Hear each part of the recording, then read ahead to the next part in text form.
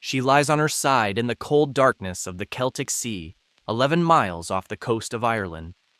300 feet below the surface, the wreck of RMS Lusitania is slowly disappearing.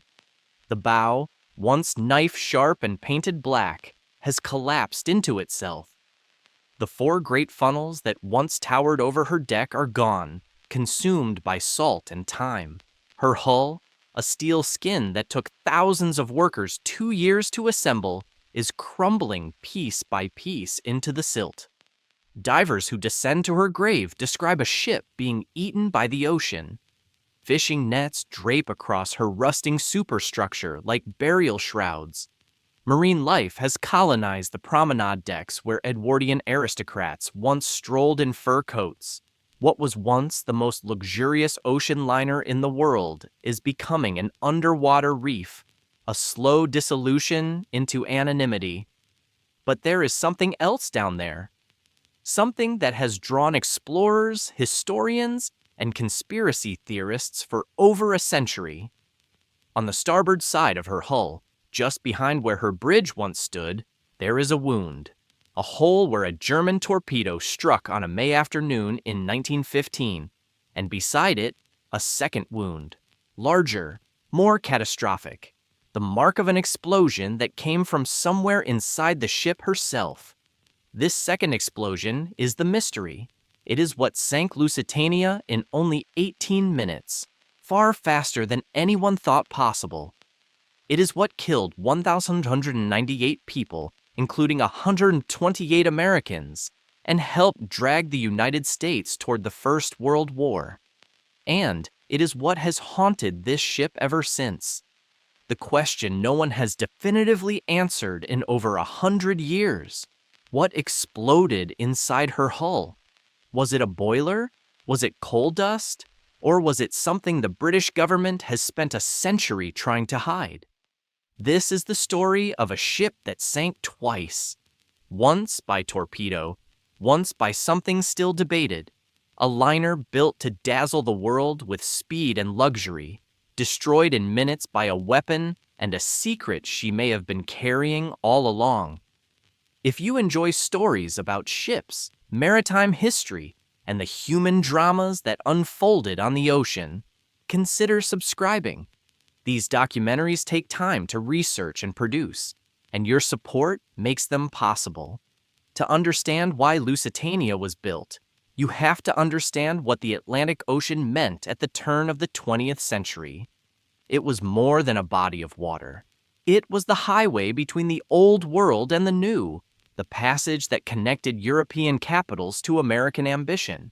Every immigrant fleeing poverty, every businessman chasing opportunity, every diplomat conducting affairs of state, every piece of mail and cargo linking 2 continents had to cross it. There was no alternative. No airplane could make the journey. Radio communication was in its infancy. The steamship was everything. And in 1903, Germany was winning. The Hamburg-America Line and Norddeutscher Lloyd operated the largest, fastest, most modern passenger liners afloat. Ships like Kaiser Wilhelm der Große, Deutschland, and Kronprinz Wilhelm held the Blue Riband, the unofficial prize for the fastest Atlantic crossing. German engineering had produced vessels that were not merely competitive, but dominant. British liners, once the masters of the sea lanes, looked slow and old-fashioned by comparison. For a nation that had built its entire empire on maritime supremacy, this was intolerable. The German challenge was not merely commercial, it was strategic. In an era when sea power determined global influence, the quality of a nation's merchant fleet reflected its industrial capacity, its engineering prowess, its ability to project power across oceans. German liners were advertisements for German superiority. They were floating embassies that reminded the world, with every record-breaking crossing, that the balance of power in Europe was shifting. Britain's great shipping lines, Cunard and White Star, understood the stakes. But building a ship capable of outrunning the Germans required capital on a scale that even major corporations struggled to provide. The engines alone represented an investment that could sink a company if the gamble failed. The risk was enormous, and yet the alternative was watching Britain become a second-rate maritime power while German funnels dominated the Atlantic horizon. The solution came from the government itself. In 1903, the British Admiralty approached the Cunard Steamship Company with an extraordinary proposal. The government would loan Cunard $2.6 million at favorable interest rates, roughly equivalent to several £100 million today. It would also provide an annual operating subsidy to help cover the cost of running ships that burned coal at rates no commercial enterprise could normally sustain. In exchange, Cunard would build 2 revolutionary ocean liners. These ships would be capable of sustained speeds above 24 knots, fast enough to outrun any German competitor. They would reclaim British supremacy on the Atlantic. They would demonstrate to the world that British engineering remained the finest on Earth. And in time of war, they would be available to the Royal Navy as armed merchant cruisers, troop transports, hospital ships, or whatever else the military required. The arrangement was controversial. Critics argued it amounted to a government subsidy for a private company, a form of corporate welfare dressed in patriotic language. Supporters countered that national prestige was at stake, that the North Atlantic routes carried strategic as well as commercial importance, and that Britain could not afford to cede the sea lanes to Germany. The deal was signed. Cunard's naval architects began drafting plans for what would become the largest and fastest ocean liners the world had ever seen. They would be called Lusitania and Mauretania, sister ships, near-identical twins designed to dominate the Atlantic crossing and remind the world that Britannia still ruled the waves. The high stakes were not merely commercial. They were national, patriotic, bound up with the very identity of an empire that had spread across the globe under the protection of the Royal Navy. Lusitania would be built to win. She would be built to inspire awe. And she would be built, whether anyone said so openly or not, to serve the military if the time ever came. That time would come sooner than anyone expected. The contract went to John Brown and Company, the legendary shipyard on the River Clyde in Scotland. Browns had built warships for the Royal Navy and passenger liners for the world's greatest shipping companies. Their reputation was forged in steel and steam. Their workforce, thousands of men who had grown up in the shadow of the great cranes, knew the secrets of hull construction the way other men knew their own hands. In May 1904, they began laying the keel for yard number 367, the ship that would become Lusitania. The scale was unprecedented. Lusitania would stretch 787 feet from bow to stern, longer than any ocean liner yet built. Her beam would measure 87 feet. Her gross tonnage would exceed 31,000, making her one of the largest moving objects ever created by human beings. She would be a steel cathedral, a machine of staggering complexity designed to carry over 2,000 passengers and 800 crew across the most dangerous ocean in the world at speeds no commercial vessel had ever achieved. The propulsion system represented the greatest engineering challenge. Lusitania would be powered by 4 direct-acting steam turbines, a revolutionary technology that promised smoother, faster, more efficient travel than the traditional reciprocating engines of older vessels. Charles Parsons, the inventor of the marine steam turbine, had only recently demonstrated that the technology could work on large ships. Lusitania would be among the first major liners to rely entirely on turbines. If the system failed, if the technology proved unreliable at Atlantic scale, Cunard's gamble would end in disaster. 25 boilers, arranged in 4 boiler rooms stretching through the lower decks, would produce the steam necessary to drive the turbines. Each boiler was a massive drum of steel, heated by furnaces that consumed coal at a ferocious rate. At full speed, Lusitania would burn approximately 1,000 tons of coal every day. That coal had to be loaded in port, stored in vast bunkers along the ship's sides, and shoveled into the furnaces by hand. The men who did this work were called firemen and trimmers. They labored in conditions that approached the limits of human endurance. The stokehold, the space between the boilers where men fed the furnaces, could reach temperatures above 120 degrees Fahrenheit. The air was thick with coal dust. The roar of the fires and the hiss of steam made communication nearly impossible. Men worked 4-hour shifts, stripped to the waist, shoveling coal until their muscles screamed. Then they would rest, drink water, and return to do it again. Above the engine spaces, Lusitania's designers created a different world entirely. Cunard understood that speed alone would not fill cabins. Passengers, particularly the wealthy first-class passengers whose premium fares generated the largest profits, expected luxury. They expected to forget they were at sea. They expected the accommodations of a grand hotel, the service of a fine restaurant, and the elegance of an aristocratic country home. And so Lusitania's interiors were conceived not as nautical spaces, but as transplanted palaces, lifted from solid ground and set upon the waves. The first-class dining saloon occupied 2 full decks in height, rising through the heart of the ship, like the central hall of a Renaissance palazzo. The decorative scheme was Louis XIV executed in white and gold. Fluted columns in pale wood rose toward an ornate domed ceiling fitted with natural light wells that allowed sunshine to filter down during the day and electric chandeliers to blaze after dark. The walls were paneled in carved mahogany. The furniture was dark wood with silk upholstery. Crystal gleamed on every table. The room could seat over 500 passengers at a single sitting, all of them surrounded by decoration that would not have been out of place in Versailles. Adjacent to the dining saloon, reached through doors of carved oak, lay the first-class lounge.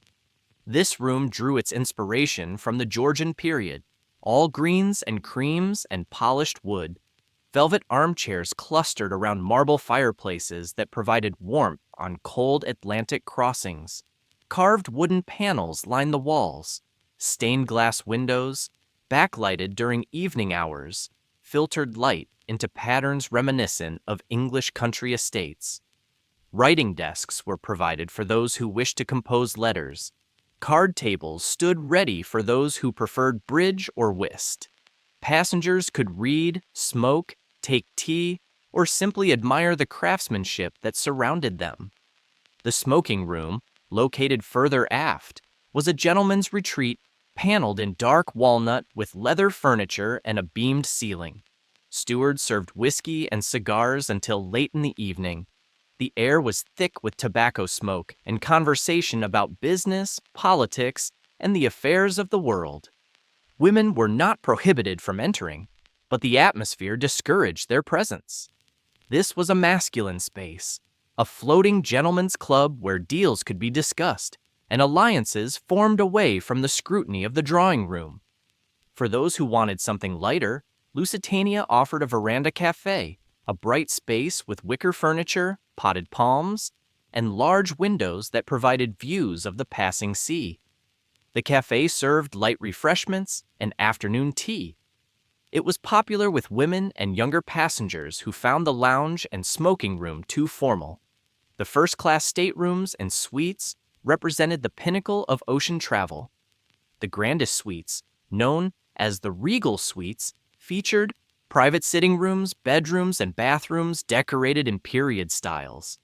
A passenger could choose Georgian, Adams, Louis XIV, or Empire decor according to taste. The beds were full-sized, not the narrow berths of older vessels. Electric heating kept the rooms warm. Running water, hot and cold, flowed from brass taps. Electric bells summoned stewards who could provide room service at any hour. Some suites included private promenade decks, enclosed spaces where passengers could walk in the fresh air without encountering anyone they did not wish to see. Even the less expensive first-class cabins offered comforts that would have astonished travelers from earlier generations. Private bathrooms were increasingly standard. The cabins were fitted with wardrobes, writing desks, and comfortable seating. The decoration was simpler than the grand suites, but still elegant, a far cry from the cramped quarters of the immigrant ships that had carried millions across the Atlantic in earlier decades. Second class aboard Lusitania offered accommodations that would have passed for first class on many older vessels. The dining saloon featured carved oak panels, seating for 200, and service that mirrored, in simplified form, the rituals of the first-class tables above. Cabins were comfortable and private, typically shared by 2 passengers rather than the 4 or 6 crammed into third-class berths. There was a smoking room, a ladies' lounge, and access to outdoor deck space. Second-class passengers could imagine themselves traveling in genuine style, even if they could not afford the premium fares. Third class, while more modest, represented a revolutionary improvement over the steerage conditions of the past. Gone were the open dormitories and shared bunks. Lusitania's third-class passengers slept in actual cabins, usually shared by 4 or 6 travelers. The dining facilities were communal but clean, serving solid meals at fixed hours. There were public rooms for socializing and access to open-air deck space. The accommodations were simple, certainly not luxurious, but they were humane. Families emigrating to America, laborers seeking work, returning immigrants visiting relatives in the old country, all could cross the Atlantic with a degree of dignity that had been unthinkable a generation before. The ship was launched on June 7, 1906. The event drew over 20,000 spectators who lined the banks of the Clyde to watch the largest vessel ever built in Britain slide into the water. Flags flew from every vantage point. Bands played patriotic music. The mood was jubilant, triumphant, as if the launch were a national holiday. Lady Inverclyde, wife of Cunard's chairman, performed the christening ceremony, breaking a bottle of champagne against the bow. At 12:30 in the afternoon, the restraining cables were released. Lusitania began to move, slowly at first, then gathering momentum as she slid down the slipway and into the river. The crowd roared. Whistles blew from every ship in the harbor. Within moments, the hull was afloat for the first time, riding high on water that seemed barely able to contain her. The launch was only the beginning. Another year would be required to complete the ship. Thousands of workers swarmed over her hull and through her interior spaces, fitting boilers, installing turbines, running electrical cables, plumbing pipes for water and heating, finishing the decorative woodwork and plaster that would transform bare steel compartments into the elegant rooms passengers would inhabit. The fitting out process was an enormous undertaking involving dozens of specialized trades. Electricians wired the ship for over 10,000 light fixtures. Plumbers installed hundreds of sinks, tubs, and toilets. Carpenters shaped mahogany and walnut into the paneling and furniture that filled public rooms and staterooms. Upholsterers covered chairs and settees in silk and velvet. Glaziers installed windows of every size, including the stained glass in the lounge. Painters applied layer after layer of finish to walls and ceilings. It was a choreography of craftsmanship that required precise coordination to avoid chaos. Sea trials began in the summer of 1907. Lusitania was put through her paces off the Scottish coast, her engines tested at various speeds, her handling evaluated in turns and emergency maneuvers. The results exceeded expectations. Her turbines performed smoothly. Her hull cut through the water with minimal vibration. She was stable, responsive, and breathtakingly fast. Everything Cunard had promised, everything the British government had paid for, seemed to be coming true. On September 7, 1907, Lusitania departed Liverpool on her maiden voyage to New York. The pier was mobbed with well-wishers. Passengers crowded the rails, waving to friends and family below.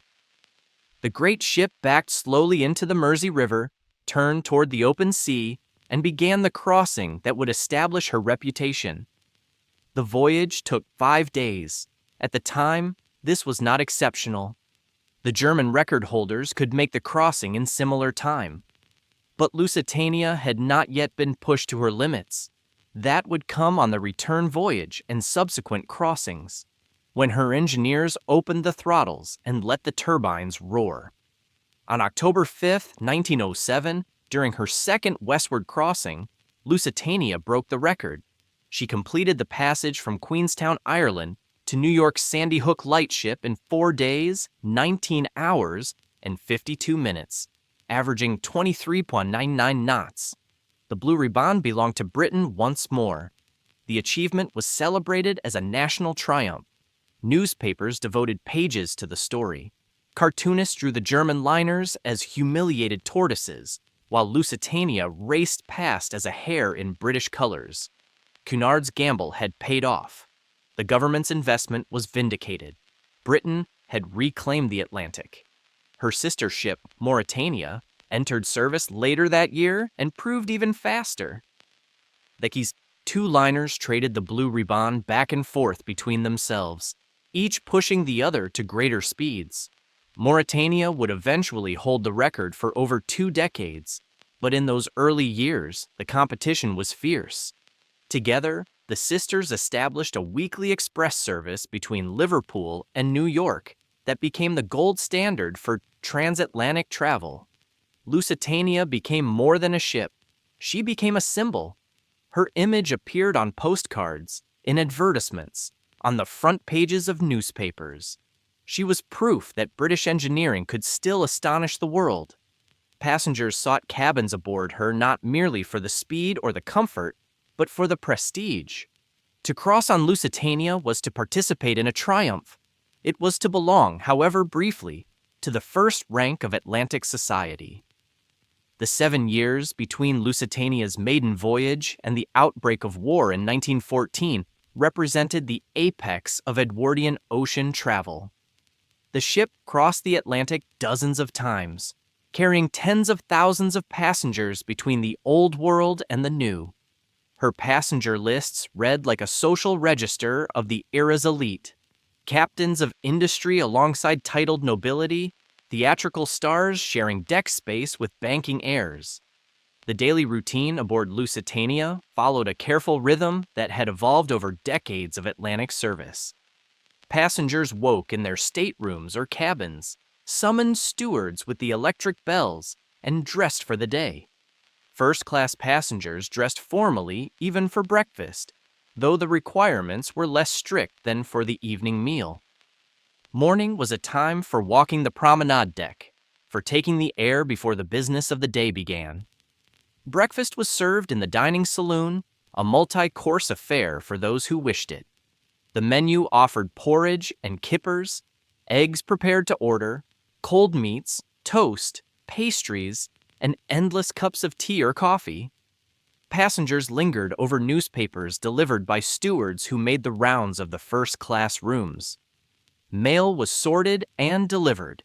Wireless messages from shore could be received and sent through the Marconi office, a technological marvel that allowed passengers to remain connected to the world they had left behind. The morning hours might be spent reading in the lounge, writing letters in the writing room, or attending to business correspondence. For those who wished more active pursuits, there were deck games, quoits, shuffleboard, and walking circuits around the promenade. The promenade deck was designed for exactly this purpose, a covered walkway that allowed passengers to stretch their legs regardless of weather. Luncheon was served at midday, another substantial meal for those with appetite. The afternoon brought tea in the lounge or the veranda cafe, accompanied by sandwiches and cakes. Ladies changed clothes for tea, then changed again for dinner. The pace of the day was leisurely, deliberately slow, designed to pass the hours of ocean crossing. Without boredom, dinner was the grand event.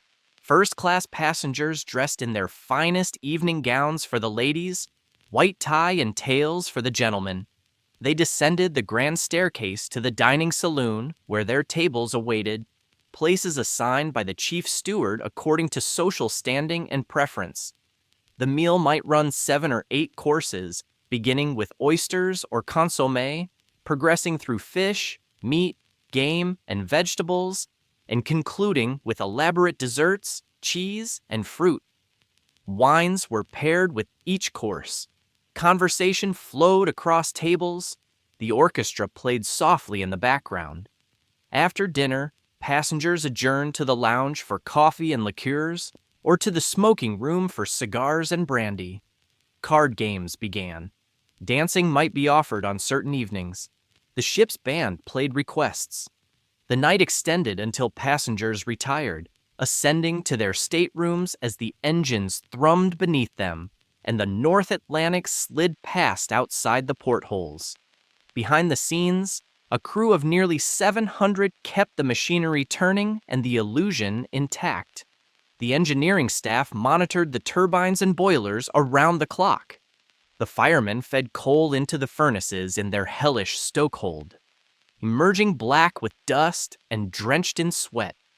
The stewards attended to every passenger need, carrying trays, making beds, pressing clothes, answering the ceaseless ringing of electric bells. Cooks prepared thousands of meals in kitchens that operated from before dawn until after midnight. Laundresses cleaned linens by the ton. The ship was a floating city with its own power plant, its own water system, its own rigid social hierarchy. The captain presided over all of it. Different masters commanded Lusitania over the years, but by 1915 the ship was in the hands of William Thomas Turner. Turner was a Cunard veteran with over 40 years at sea. He had worked his way up from the bottom, from able seaman to captain, earning his master's certificate through experience rather than family connection. He was competent, experienced, and famously brusque. Turner had little patience for the social demands that other captains cultivated. He did not enjoy hosting passengers at his table, did not relish the endless small talk that wealthy travelers expected. He preferred to run his ship quietly, efficiently, with minimal fuss. His manner made him unpopular with some in Cunard's management, who believed a captain should charm the first-class passengers and generate goodwill for the company. But no one doubted his seamanship. No one questioned his ability to handle a ship at sea. For 7 golden years, Lusitania and Mauritania dominated the Atlantic. They traded the blue ribbon back and forth, each pushing the other to greater speeds. They carried presidents and princes, industrialists and inventors, artists and adventurers. They became symbols of British achievement, floating advertisements for an empire that still believed itself master of the seas. Then came the summer of 1914. A Serbian nationalist assassinated the Archduke Franz Ferdinand. Austria-Hungary declared war on Serbia. Alliances activated like tumbling dominoes. Germany invaded Belgium. Britain declared war on Germany. Within weeks, the world Lusitania had been built to serve was tearing itself apart. The First World War transformed the Atlantic from a highway of commerce into a battlefield. German U-boats, submarines armed with torpedoes and deck guns, began attacking Allied shipping within months of the war's declaration. At first, the targets were military vessels, warships and troop transports clearly engaged in the war effort. But as the British naval blockade tightened around Germany, strangling its economy and starving its people, the German Admiralty expanded the submarine campaign. The rules of warfare at sea, as they had developed over centuries, required that attacking ships identify their targets before firing. A warship was supposed to hail a merchant vessel, allow the crew to abandon ship, and only then sink the cargo. Submarine commanders were expected to follow these same conventions, surfacing to warn their targets and permitting evacuation. But submarines could not fight that way. A U-boat on the surface was vulnerable to ramming, to deck guns, to the destroyers that escorted convoys. The entire advantage of the submarine was stealth. the ability to approach unseen and strike without warning. If U-boat commanders were forced to surface and identify themselves before firing, they would lose their most potent weapon. On February 4, 1915, Germany declared the waters surrounding the British Isles a war zone. The announcement stated that any vessel, belligerent or neutral, sailing within that zone risked destruction without warning. The traditional conventions of cruiser warfare were suspended. Ships flying the British flag or the flags of Britain's allies would be attacked on sight. Neutral ships were warned to stay away. The declaration caused outrage, particularly in the United States. American citizens traveled regularly on British passenger ships. American cargo filled British holds. American businesses depended on Atlantic trade. The idea that Germany would sink civilian vessels without warning, that American lives might be lost in what the U.S. government considered a European conflict, seemed barbaric. It seemed a violation of international law and basic human decency. President Woodrow Wilson delivered stern diplomatic notes to Berlin. Germany was warned that any attack on American ships or lives would have consequences. The U.S. insisted on its right to trade with belligerent nations, to transport goods across the ocean, to maintain the freedom of the seas that had been a cornerstone of American foreign policy since the Republic's founding. Germany did not back down. The war zone remained in effect. U-boats continued to patrol, and British liners continued to sail. Through waters where submarines hunted, Lusitania's role changed as the war began. Her speed made her too valuable to sit idle, but her coal consumption made her expensive to operate at a time when fuel was rationed. Cunard reduced her schedule, sending her across the Atlantic less frequently. Several of her boiler rooms were shut down to conserve coal, which lowered her top speed from 25 knots to approximately 21. She was still fast, faster than most ships afloat. But she was no longer the express liner of peacetime. She was a wartime compromise. She also began carrying cargo that blurred the line between passenger service and war supply. Her holds were filled with goods destined for Britain, food and clothing and machinery and medical supplies. Mixed among the civilian cargo were items that served the war effort more directly: rifle ammunition, artillery shells, and materials that could be used to manufacture weapons. These shipments were not unusual. Merchant vessels throughout history had carried military supplies alongside civilian goods, but their presence would become explosively controversial after what came next. On May 1st, 1915, Lusitania prepared to depart New York for Liverpool. She would carry 1,759 passengers and crew, a relatively light load compared to her peacetime capacity. Among the passengers were some of the most prominent figures in American and British society. Alfred Gwynne Vanderbilt, heir to the Vanderbilt railroad fortune, was aboard. So was Charles Frohman, the most powerful theatrical producer in New York, who had made stars of Ethel Barrymore and Maude Adams. Elbert Hubbard, the famous writer and philosopher, was traveling with his wife. Eustace Forman, the novelist, had booked passage. The passenger manifest included businessmen, diplomats, doctors, lawyers, artists, and families with children. There were infants in the ship's nursery. There were honeymooners in the first-class suites. That morning, an unusual notice appeared in American newspapers. It was placed by the Imperial German Embassy, positioned adjacent to Cunard's own advertisements for the sailing. The notice was brief and blunt. Notice! Travelers intending to embark on the Atlantic voyage are reminded that a state of war exists between Germany and her allies and Great Britain and her allies, that the zone of war includes the waters adjacent to the British Isles, that, in accordance with formal notice given by the Imperial German government, vessels flying the flag of Great Britain or any of her allies are liable to destruction in those waters, and that travelers sailing in the war zone on ships of Great Britain or her allies do so at their own risk. Imperial German Embassy, Washington, D.C., April 22, 1915. The notice caused a stir at the pier. Reporters asked passengers whether they had seen it, whether they were worried, whether they intended to sail anyway. Some laughed off the warning. Lusitania was too fast for any submarine. She could outrun torpedoes. She was practically unsinkable. Others felt a chill of unease, but boarded nonetheless, unwilling to delay important business or admit to fear. Alfred Vanderbilt reportedly shrugged and said the Germans would never dare. Charles Frohman joked that he was more afraid of the perils of the theater. The mood among first-class passengers was one of confidence shading into bravado. They had sailed these waters before. They trusted the ship. They believed the warning was propaganda, an attempt to frighten them into staying home. Below decks, in the holds and cargo spaces, stevedores loaded the supplies that would cross with them.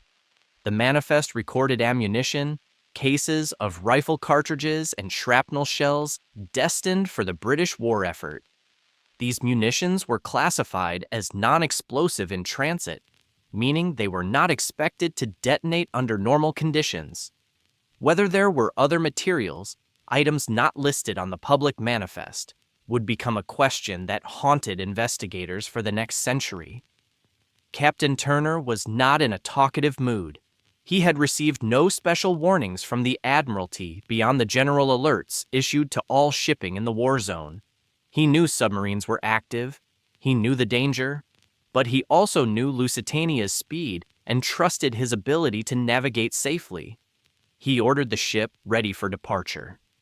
At noon on May 1, 1915, Lusitania pulled away from Pier 54 and steamed down the Hudson River toward the open Atlantic.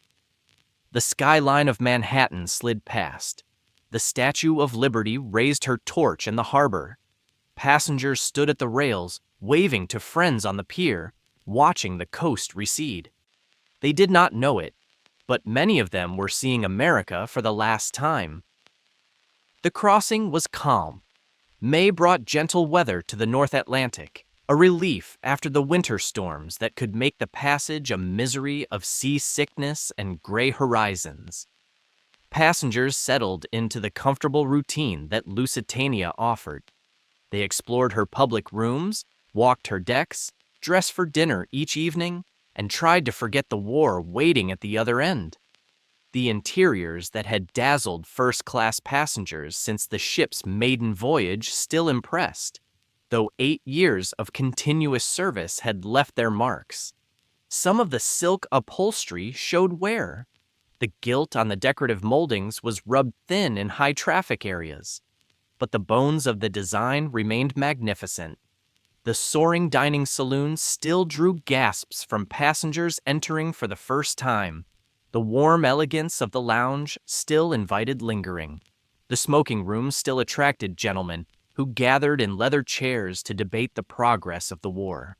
Passengers walked the promenade deck each morning, bundled against the Atlantic wind. They took tea in the veranda cafe, its wicker chairs and potted palms suggesting a tropical conservatory rather than a ship at sea. They played cards in the library. They wrote letters to be mailed upon arrival. Children ran through the corridors, supervised by nurses from the ship's staff. Lusitania was operating at reduced capacity. Only one of her 4 boiler rooms was fully active. The war had made coal expensive and supply uncertain. Cunard had decided to reduce consumption, shutting down boilers and accepting the resulting reduction in speed. She could still make 21 knots, faster than most merchant vessels, but she could no longer achieve the 25-knot sprints that had won her the Blue Riband. Captain Turner spent most of the voyage on the bridge or in his quarters. He dined alone, avoiding the passengers who might have expected him to host them at the captain's table. His officers managed the day-to-day operations.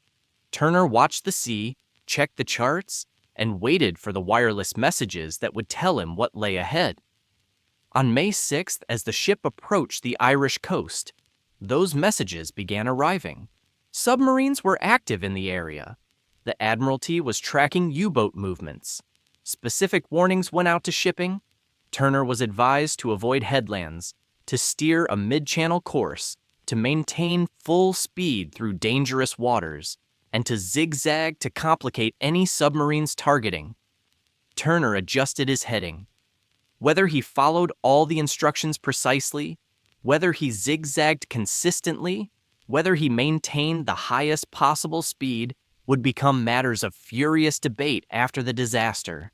Critics would accuse him of negligence, of ignoring Admiralty guidance, of sailing straight into danger. Defenders would argue he did what he could with the information he had, that his ship could not achieve full speed, that zigzagging at 21 knots might have been unnecessary or even counterproductive. The night of May 6th passed without incident. Lusitania steamed eastward through calm, foggy seas. Passengers slept in their staterooms, unaware of the warnings Captain Turner had received. In the morning, they would be within sight of Ireland. By evening, they expected to reach Liverpool. Dawn on May 7, 1915, broke gray and hazy. Fog hung over the water, limiting visibility. Turner slowed the ship, sounding the foghorn at regular intervals. Passengers woke to the mournful sound echoing across the decks. By late morning, the fog began to lift. The coast of Ireland emerged from the mist, a green smudge on the northern horizon. Passengers came on deck to look. Some pointed out the old head of Kinsale, a prominent headland that had guided sailors for centuries. The sight of land after days at sea lifted spirits. The crossing was nearly over. It was Friday. Luncheon service began in the dining saloons. First-class passengers descended the staircases, dressed in day clothes, anticipating their final meal before the chaos of arrival in Liverpool. The mood was relaxed, even cheerful. The war still seemed distant. The warnings seemed to have been overwrought. At 1:40 in the afternoon, lookouts spotted something in the water, a thin white line racing toward the ship. A wake? The torpedo struck the starboard side, just below the bridge at 2:10 p.m. The explosion was heard throughout the ship, a deep, resonant boom that shook the hull and sent tremors through the dining saloons where passengers were still seated. Tables rattled, glasses fell, the lights flickered, then came the second explosion. Every survivor who described that moment was emphatic. There were two distinct blasts. The first was the torpedo impact, violent but somehow contained, the sound of steel tearing and water rushing. The second, occurring almost immediately afterward, was different. It was louder, deeper, more catastrophic. It came from somewhere inside the ship, from the bowels of her hull, and it shook Lusitania to her keel. The second explosion doomed the ship. It tore open her hull below the waterline, creating a wound no pumps could manage. It knocked out the electrical system, plunging the interior into darkness. It destroyed the steam lines that powered the steering gear and the hydraulic systems needed to lower the lifeboats. Within moments, Lusitania began listing sharply to starboard, the wounded side dropping toward the sea as water poured through the hole the torpedo had opened. Captain Turner rushed to the bridge. He ordered the watertight doors closed, but many had already failed or been left open. He ordered the ship turned toward shore, hoping to beach her in the shallows, but the steering was not responding. He ordered full astern, trying to slow the ship so lifeboats could be launched, but the engines were failing too. The list grew worse by the minute. Lusitania's deck tilted at an angle that made movement difficult, then dangerous, then nearly impossible. Passengers who had been seated calmly at luncheon found themselves struggling to climb out of their chairs. Those on deck grabbed at rails and stanchions to keep from sliding into the scuppers. Turner ordered the lifeboats launched. But the list made launching nearly impossible. The boats on the starboard side, the lower side, swung outward over the water and could not be controlled. When they were released, they crashed into the hull or capsized, spilling passengers into the sea. The boats on the port side, the higher side, swung inward against the deck and could not be pushed out. Crews struggled with davits and falls designed for a level ship, not this nightmare angle. Passengers crowded the rails, desperate for escape. Some jumped into the water, trusting to life jackets and the hope of rescue. Others waited for boats that would never come, clutching each other as the deck tilted further beneath their feet. Parents handed children to strangers in the chaos, hoping someone would save them. Alfred Vanderbilt was seen giving his life jacket to a young woman holding an infant. He could not swim. He made no attempt to save himself. He was never seen again. Charles Frohman stood on the listing deck with a group of friends. One of them asked if there was any hope. Frohman, the theatrical producer who had lived his life among make-believe, quoted a line from Peter Pan. "Why fear death? It is the most beautiful adventure in life." He went down with the ship. Lusitania sank in 18 minutes. 18 minutes from torpedo impact to final plunge. By contrast, Titanic had taken over 2 hours to sink.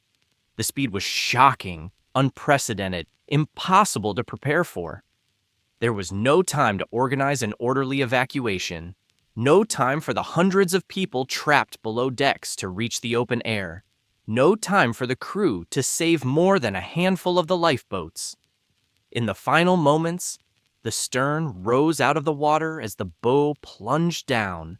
The great propellers, each weighing tons, lifted clear of the sea. Passengers and crew slid down the tilting decks, grabbing at anything solid, failing, falling. The funnels, still trailing smoke, leaned over the water. Then the ship went under, pulling hundreds of people with her in a vortex of suction and debris. The water that afternoon was cold, perhaps 50 degrees, cold enough to kill within minutes. Survivors clung to wreckage, to overturned lifeboats, to each other. Some sang hymns, some screamed for help, some went silent and slipped beneath the surface. Rescue ships arrived within hours, summoned by the wireless distress calls that had gone out as Lusitania sank. They pulled survivors from the water and from the few lifeboats that had launched successfully. Fishermen from Kinsale and Queenstown rowed out in their small boats, hauling in bodies living and dead. The final count, 764 survivors, 1,198 dead. Among the dead were 128 American citizens. Their deaths would become an international incident, a cause célèbre that turned American public opinion against Germany and, 2 years later, helped bring the United States into the war. The German government defended the attack. Lusitania was a legitimate military target. She was a British ship, registered with the Admiralty as an auxiliary cruiser. She carried war materials in her cargo holds. Her manifest listed rifle ammunition and shrapnel shells destined for the front. By German reckoning, she was not an innocent passenger liner, but a combatant vessel, a legitimate target under the rules of war. The British government rejected this argument categorically. Lusitania was a passenger ship carrying civilians. Her cargo was innocent commercial freight. The ammunition listed on the manifest was classified as non-explosive, no more dangerous than the food and clothing packed in adjacent holds. The sinking was not warfare, but murder, an atrocity that proved German barbarism. Both governments were likely lying, at least in part. The second explosion has never been definitively explained. The British inquiry conducted by Lord Mersey concluded after only a few days of testimony that the second blast was caused by a boiler explosion. The torpedo, Mersey argued, flooded the starboard boiler room with cold seawater. When that water hit the superheated boilers, they exploded with catastrophic force. The rapid sinking was thus a tragic accident, the result of bad luck rather than anything Lusitania was carrying. This explanation satisfied the political requirements of the moment. It blamed the disaster on German aggression and the cruel physics of steam. It absolved the British government and Cunard of any responsibility for the cargo. It allowed the sinking to be used as propaganda without awkward questions about what had been loaded in New York. But engineers questioned the explanation almost immediately. Boiler explosions of the type Mersey described should produce a specific pattern of damage, force directed outward and upward as steam violently expanded. The damage observed on the wreck, documented by divers over subsequent decades, suggested an explosion that originated deeper in the ship, forward of the boilers, in the cargo holds where the ammunition had been stored. Other theories emerged over the years. Some investigators proposed coal dust as the cause. The coal bunkers aboard Lusitania were vast, holding thousands of tons of fuel. Coal dust in confined spaces can become explosive if ignited by a spark or flame. The torpedo impact, rupturing the hull adjacent to the bunkers, could have provided that ignition. This theory has scientific support but requires precise conditions: the right concentration of dust, the right amount of oxygen, the right ignition source that may or may not have existed. The theory that proved most persistent and most troubling to official history was simpler. There were explosives aboard that the manifest did not mention. Investigations in the 1980s and early 2000s found evidence that Lusitania may have been carrying munitions beyond the rifle cartridges and shrapnel shells officially listed. Divers exploring the wreck reported finding debris consistent with high explosive cargo. A 2008 expedition discovered damage to the hull that some experts believed could only have been caused by an internal detonation of significant magnitude. In 2014, an Irish-American expedition documented millions of rounds of ammunition in the bow section of the wreck, far more than the manifest declared.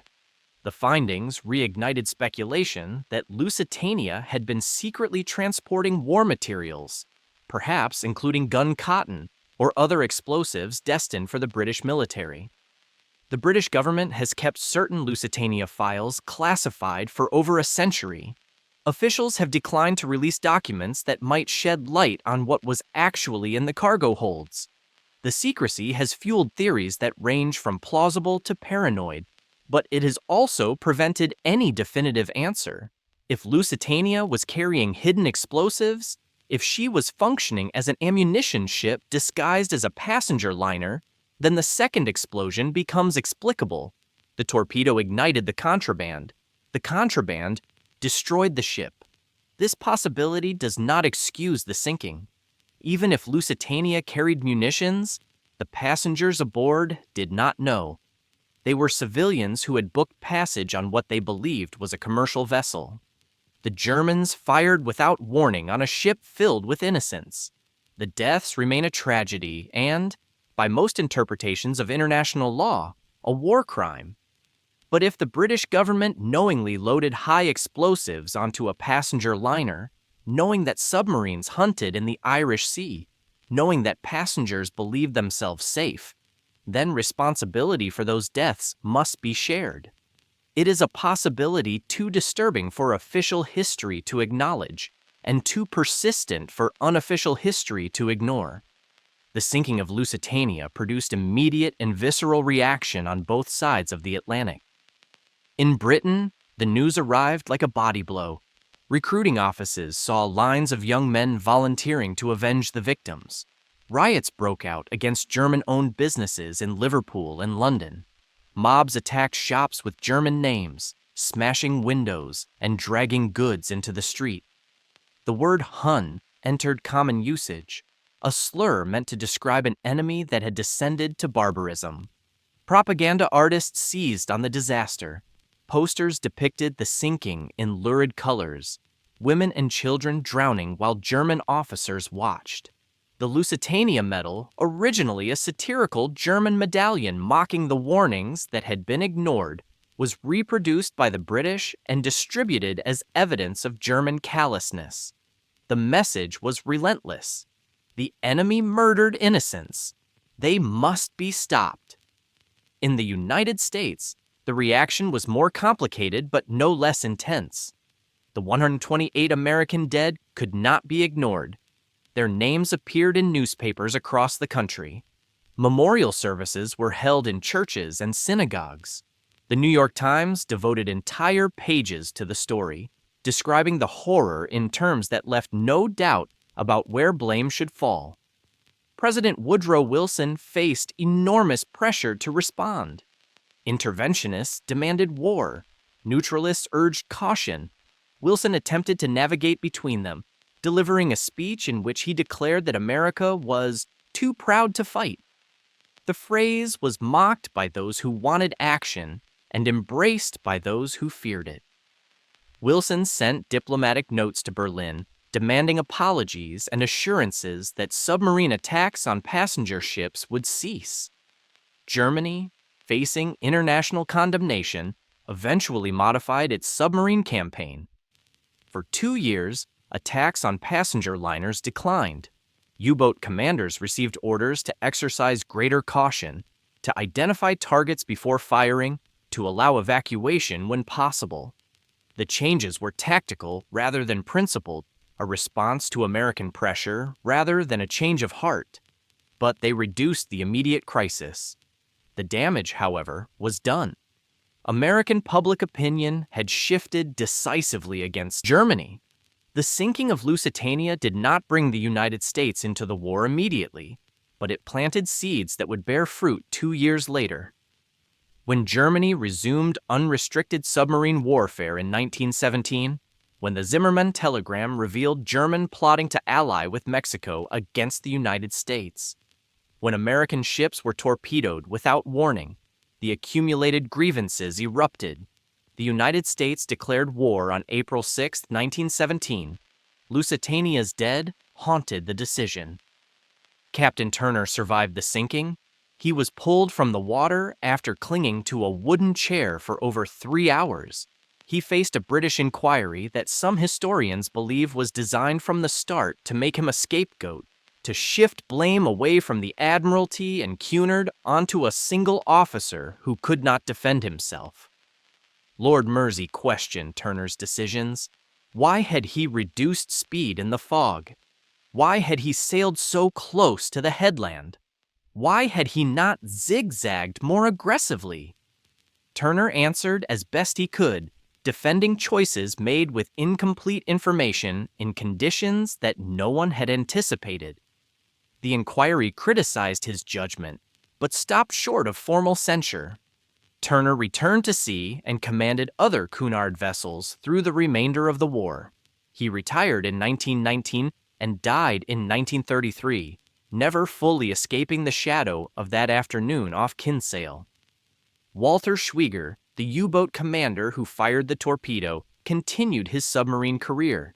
He sank dozens of additional ships before his luck ran out in September 1917. His boat, U-88, struck a mine in the North Sea and went down with all hands. Schwieger never expressed public remorse for Lusitania. To him, it was a military action against a legitimate target.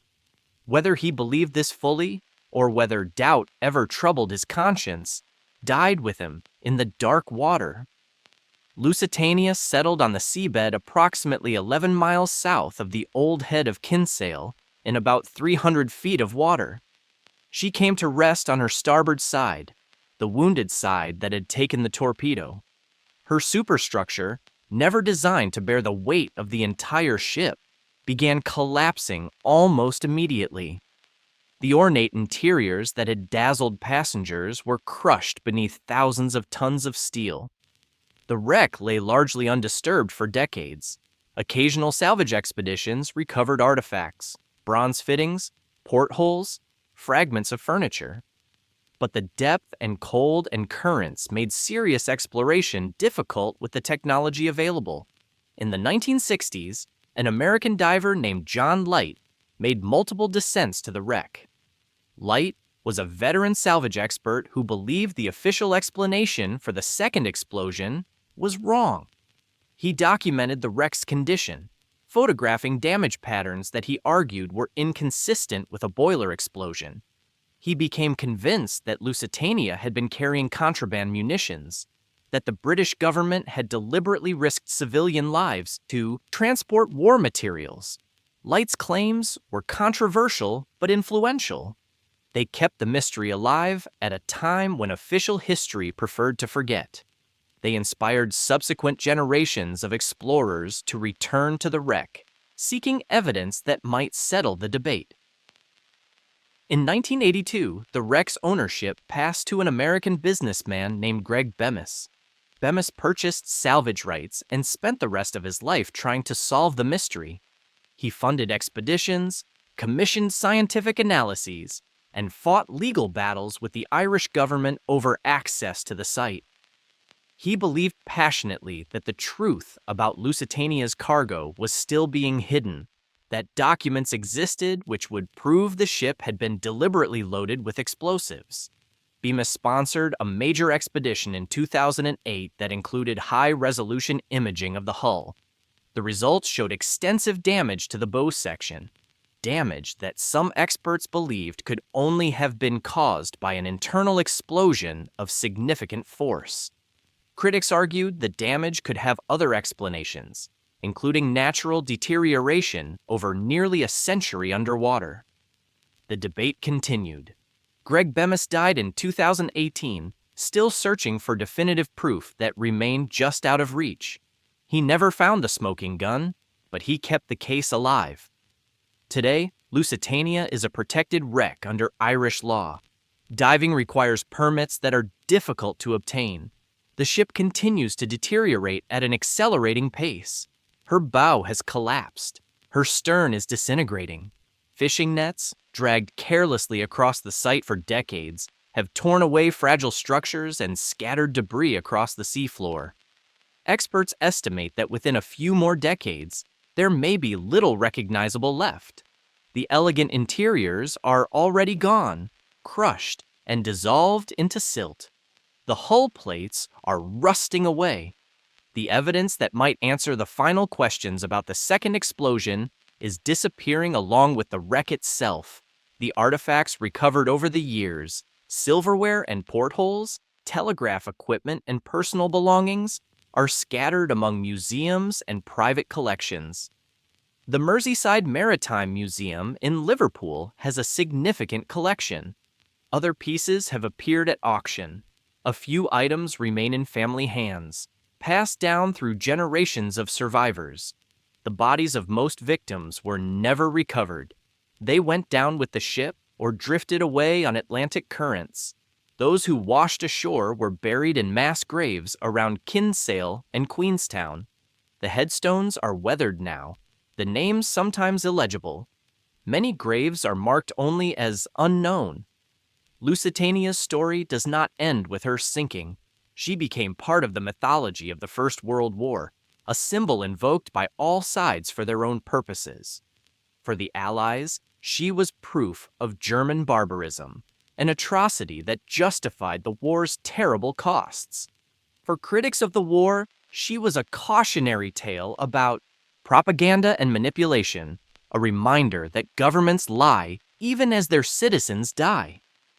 For conspiracy theorists, she was evidence that shadowy forces control events from behind the scenes.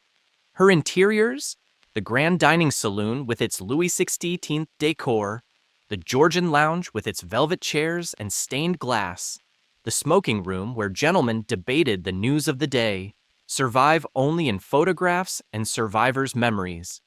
The physical spaces are gone, crushed beneath the collapsed hull, dissolved into the cold Irish Sea. But the ambition they represented, the belief that ocean liners could be floating palaces of unimaginable luxury, shaped maritime design for the next half-century.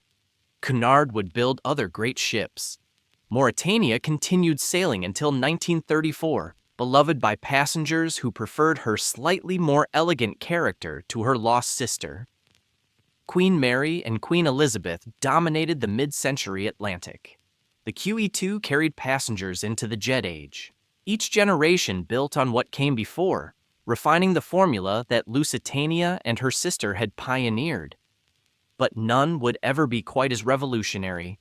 Lusitania was the first of her kind.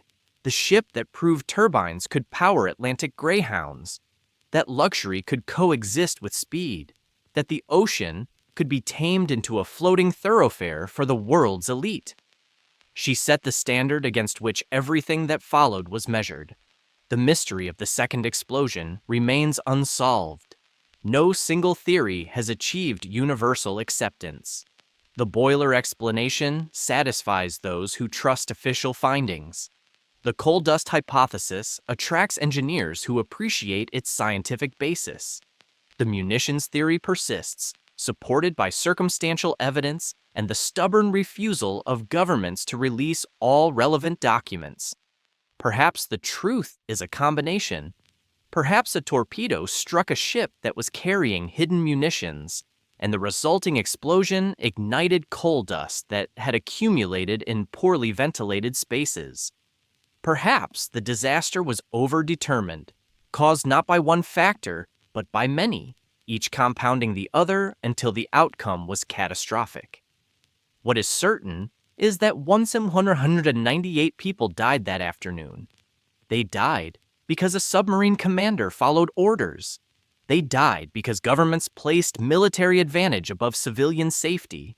They died because the machinery of modern war, once set in motion, consumed everything in its path. Lusitania was built to dazzle. She was built to inspire patriotic pride and commercial profit. She was built to win races, fill cabins, and prove that Britain still ruled the waves. She accomplished all of those things. And then she became something else entirely, a grave, a mystery, a symbol of a war that killed millions and solved nothing. The wreck is still down there, off the coast of Ireland, slowly dissolving into the seafloor. The divers who visit her say the water is dark and cold. The currents are unpredictable. You can lose your way among the wreckage and not find your way out. Somewhere in that darkness, under the collapsed decks and rusting plates, the answer to the second explosion may still exist. Fragments of cargo, chemical residue of whatever detonated, evidence that could settle the debate once and for all. Or perhaps the evidence is already gone, consumed by the same ocean that took the ship and so many of her passengers. Perhaps the mystery will never be solved. Perhaps Lusitania will keep her secrets until there is nothing left of her but a scatter of debris on the seafloor, unrecognizable, anonymous, forgotten. Until then, she waits. A ship that sank twice and has never stopped sinking. A floating palace that became a mass grave. A symbol of everything the Edwardian age believed about progress and civilization, shattered in 18 minutes by a torpedo and a secret she may have carried to the bottom. The ocean does not forget, but neither does it explain. The waves roll over the old head of Kinsale today, just as they did in May 1915. The same headland stands watch. The same cold water flows above the wreck. And the same questions hang in the salt air, waiting for answers that may never come.